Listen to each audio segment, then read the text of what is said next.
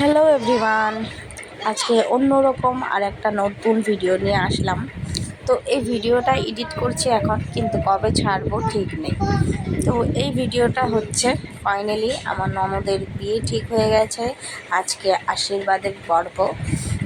তো এখন আমরা যাচ্ছি আমার ননদের শ্বশুর বাড়ি। বিয়ে ঠিক করতে আমরা ছেলের বাড়ি যাচ্ছি। যাওয়ার পথে অনেক কিছু ভাবনা চিন্তা করছিলাম, আর কটা দিন পরেই তো চলে যাবে আমার ননদ, ভাগ্নিটাও চলে যাবে।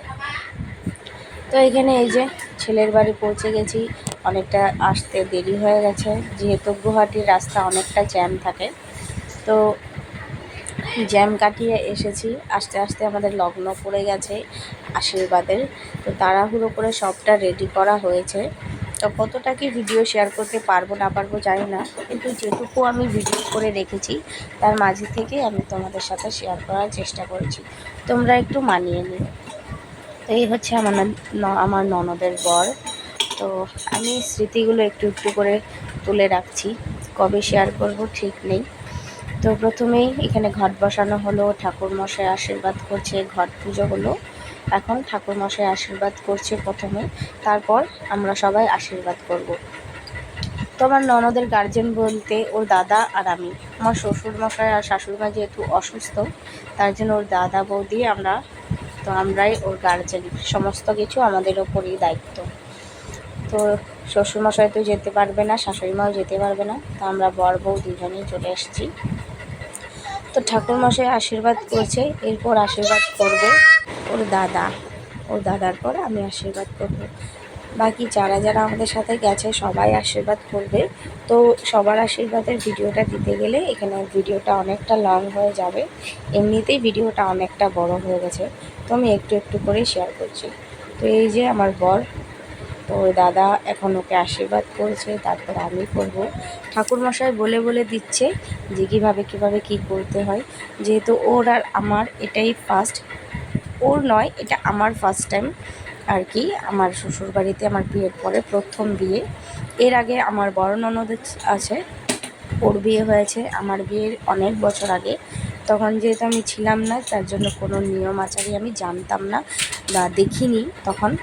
তো এবছরই প্রথম আমার বিয়ের পর বিয়ে, তাও আবার আমারই ঘরে, আমারই নিজের ননদের। তো যাই হোক, ওর দাদা এখানে আশীর্বাদ করে ছেলেকে কাপড় দিল, বস্ত্র দিল আর কি। তারপর এখন আমি আশীর্বাদ করছি আর মনে মনে ভাবছি যে আমি কতটা বড় হয়ে গেছি। এখন আমার ননদের সমস্ত বিয়ের দায়িত্ব আমার ওপর। ওর বরকে আমি আশীর্বাদ করছি, বরণ করব, বিয়ের সমস্ত দায়িত্ব আমার ওপর। মাঝে মাঝে ভাবতেই ভয় লাগে আমার যে আমি এতটা বড় হয়ে গেছি কবে। এই তো সেদিন স্কুলে পড়তাম, মার কাছে বকা খেতাম, আর আজকে দেখো ননদের জামাই আমাকে প্রণাম করছে। আমার প্রচণ্ড হাসি পেয়ে গেছে, কারণ আমি বয়সে ওর থেকে ছোট, সম্পর্কে বড়। তো যাই হোক, আমরা আশীর্বাদ ছেড়ে চলে গেলাম ওদের নতুন বাড়িটা দেখতে। নতুন বাড়িটা এতটা ভিতরে, তো যেতে যেতে প্রচণ্ড পরিমাণে বৃষ্টি, হাওয়া বাতাস এত দিয়েছে যে অনেকটা অসহ্যকর আর কি। পুরো ধুলোবালি ভিজে একাকার হয়ে গেছি। তারপর আর কোনো ভিডিও করা হয়নি। তারপর ওদের বাসায় আবারও আসলাম, এসে খাওয়া দাওয়া করে বিয়ের ডেট ফিক্স করে সব কিছু ঠিকঠাক করে তারপর আমরা বাড়ির দিকে রওনা দিলাম। আর গুয়াহাটির রাস্তাটা রাতের বেলা কতটা সুন্দর লাগে দেখো। তারপর বাড়িতে চলে এসেছি। বাড়িতে আসার আগে ননদকে বলেছিলাম যে তুমি রেডি হয়ে থেকো, যেহেতু বাড়িতে এখন কেউ নেই, প্রায় আমরা সবাই গেছিলাম।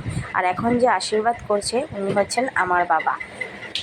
তো ওই কোণাতে আমি দাঁড়িয়ে আছি, ওর দাদাও দাঁড়িয়ে আছে। একদিকে খারাপ লাগছে, আরেকদিকে অনেকটা খুশিও আমরা, যেহেতু ওর বিয়ে ঠিক হয়েছে। আর ও প্রচণ্ড কান্না করছে, কান্না করারই কথা। আর এই যে এখানে আমার শাশুড়ি মা বসে আছে, আর ওকে এক ধ্যানে দেখছে, মেয়ে চলে যাবে আর কটা দিন আর কি। তো এখানে আমিও আশীর্বাদ করে নিচ্ছি। আশীর্বাদ করার সময় আমার হাতটা প্রচণ্ড পরিমাণে কাঁপছিল, কারণ আমি বিয়ে হয়ে এসেই ওকে পেয়েছি। তো বিয়ের 1 বছর পর থেকে ওকে এখানে পেয়েছি। আমার ছেলে হয়েছে, ও কোলে পিঠে করে মানুষ করেছে, কী আর বলবো। তো ভিডিওর লাস্টে একটা জিনিস শেয়ার করি। এই যে দেখো, এটা কিন্তু ওই বাড়ির সিন। তো ওই বাড়িতে বিয়ে ঠিক করার পর এটা হচ্ছে হলুদ মাখার পালা। এখানে বেয়াই আর বেয়ান ওরা দুজন মিলে হলুদ মাখাচ্ছে। আর যেহেতু সেদিন রবিবার ছিল, যার জন্য আমি হলুদ মাখাইনি। তো এটাই হলো প্রমাণ, আমরা যে বিয়ে ঠিক করেছি এটারই একটা প্রমাণ। এটা একরকম নিয়ম। তো ভিডিওটা কেমন লাগলো জানিও।